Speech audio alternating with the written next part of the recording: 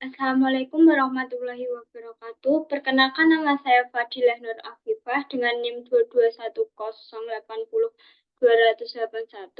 Di sini saya akan menjelaskan tentang kepribadian dan nilai. Yang pertama ada kepribadian. Jumlah total keseluruhan cara di mana seorang individu bereaksi dan berinteraksi dengan individu lain. Dalam hal ini penentu kepribadian dibagi menjadi dua, yaitu heredity, yang kedua ada trait. Selanjutnya ada kerangka kepribadian. Kerangka ini dibagi menjadi tiga, yaitu Myers-Briggs Type Indicator atau MBTI. Yang kedua ada model kepribadian 5 besar atau Big Five model, dan yang terakhir ada drug trait. Yang berikutnya ada Myers-Briggs Type Indicator. Di sini dibagi menjadi 4. Yang pertama ada extrovert versus introvert. Individu dengan karakteristik ekstrovert digambarkan sebagai individu yang ramah, pandai, bersosialisasi, dan percaya diri. Sedangkan introvert sebagai individu yang tenang, pendiam, dan pemalu. Yang kedua ada perasa versus intuitif. Tipe perasa digambarkan sebagai individu yang praktis dan lebih menyukai rutinitas dan urutan. Mereka berfokus pada detail. Sebaliknya, individu dengan karakteristik intuitif bergantung pada proses, tidak sadar, dan melihat pada gambaran umum. Yang ketiga ada pemikir versus perasa. Tipe pemikir menggunakan penalaran dan logika untuk menangani masalah, sedangkan individu dengan karakteristik perasa mengandalkan nilai-nilai dan emosi pribadi mereka. Yang terakhir ada menilai versus menerima. Tipe menilai menginginkan kendali dan lebih suka dunia mereka teratur dan terstruktur. Sedangkan tipe menerima cenderung lebih fleksibel dan spontan.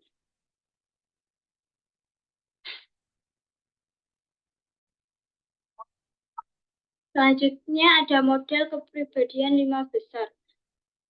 Yang pertama ada ekstraversi dan adalah sebuah dimensi kepribadian yang menjelaskan seseorang yang mampu bersosialisasi, ekspresif, dan percaya diri. Yang kedua ada mudah akur dan ramah. Adalah dimensi kepribadian yang mendeskripsikan seseorang bersifat baik, kooperatif, dan penuh kepercayaan.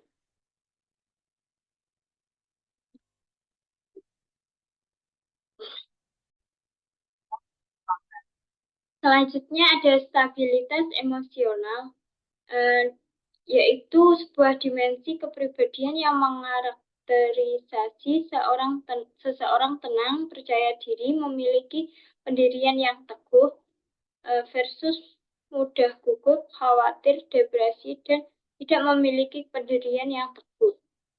Berikutnya ada keterbukaan pada pengalaman. Di sini adalah dimensi kepribadian yang menggolongkan seseorang berdasarkan lingkup minat, imajinasi, sensitivitas, dan ketertarikan terhadap hal-hal baru.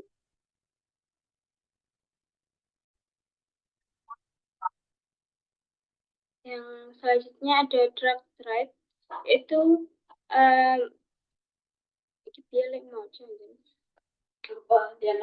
Max.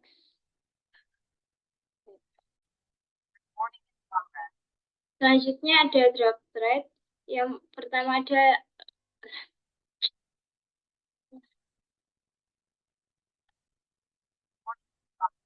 Selanjutnya ada drug trait. Yang pertama ada maksivialisme. Dalam hal ini, sejauh mana seorang individu pragmatis, menjaga jarak emosional, dan percaya bahwa tujuan dapat membenarkan cara-cara yang dilakukan. relevan. Yang berikutnya ada narsisme, merupakan kecenderungan untuk sombong, memiliki rasa berlebihan atas pentingnya diri, kemudian membutuhkan kekaguman yang berlebihan, memiliki rasa kelayakan dan angkuh. Yang terakhir ada psikopat, merupakan kecenderungan sedikitnya kepedulian atas orang lain dan kurangnya rasa bersalah atau menyesal saat tindakannya menyebabkan bahaya. Ya Allah. Selanjutnya ada psikopat, merupakan kecenderungan sedikitnya kepedulian atas orang lain dan kurangnya rasa bersalah atau menyesal saat tindakannya menyebabkan bahaya. Yang berikutnya ada atribut kepribadian lainnya yang relevan. Di sini yang pertama ada evaluasi inti diri, yaitu kesimpulan akhir yang dimiliki individu tentang kemampuan, kompetensi, dan nilai mereka sebagai individu. Yang selanjutnya ada pengawasan diri, yaitu suatu sikap kepribadian yang mengukur kemampuan seorang individu untuk menyesuaikan perilakunya dengan faktor situasional eksternal. Berikutnya ada kepribadian proaktif, yaitu orang-orang yang mengidentifikasi peluang, menunjukkan inisiatif, mengambil tindakan, dan bertahan sampai perubahan yang berarti terjadi. Yang berikutnya ada kepribadian dan situasi. Yang pertama ada teori kekuatan situasi, yaitu teori yang mengindikasikan bahwa secara kepribadian bertranslasi ke dalam perilaku bergantung pada kekuatan situasi. Yang berikutnya ada teori aktivasi sifat. Teori yang memprediksi bahwa beberapa situasi, peristiwa, atau intervensi mengaktifasikan sebuah sifat lebih dari yang lain. Yang selanjutnya ada teori kekuatan situasi. Yang pertama ada kejelasan, atau tingkat di mana petunjuk-petunjuk mengenai kewajiban dan tanggung jawab kerja tersedia dan jelas. Pekerjaan yang jelas menghasilkan situasi yang kuat karena individu dapat segera menentukan apa yang akan dilakukan, sehingga meningkatkan peluang bahwa setiap orang berperilaku sama. Yang kedua ada konsisten, atau tingkat di mana petunjuk-petunjuk mengenai kewajiban dan tanggung jawab cocok satu sama lain. Pekerjaan dengan konsistensi tinggi mewakili situasi yang kuat karena karena semua petunjuk mengarah pada perilaku sama dengan yang diinginkan. Berikutnya ada batasan, atau tingkat di mana kebebasan individu untuk memutuskan atau bertindak dibatasi oleh kekuatan-kekuatan di luar kendalinya. Pekerjaan dengan banyak batasan mewakili situasi yang kuat karena seorang individu memiliki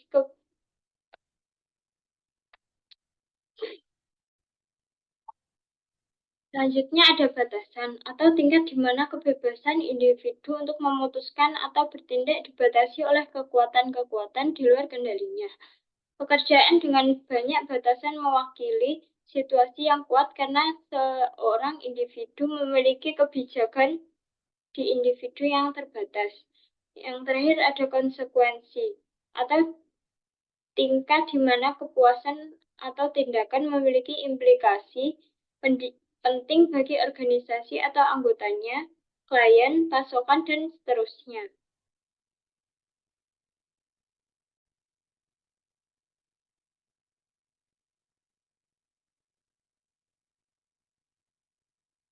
Selanjutnya ada nilai. Nilai menunjukkan alasan atau keyakinan dasar bahwa cara pelaksanaan atau keadaan akhir tertentu lebih disukai secara pribadi atau sosial dibandingkan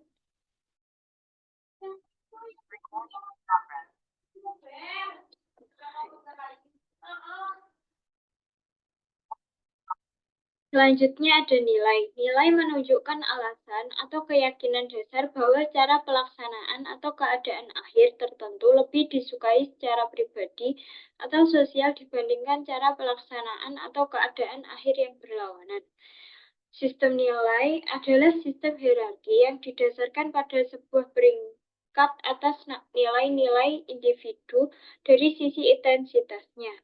Nilai penting karena memberikan fondasi bagi kita mengenai sikap dan motivasi orang-orang serta pengaruh persepsi kita.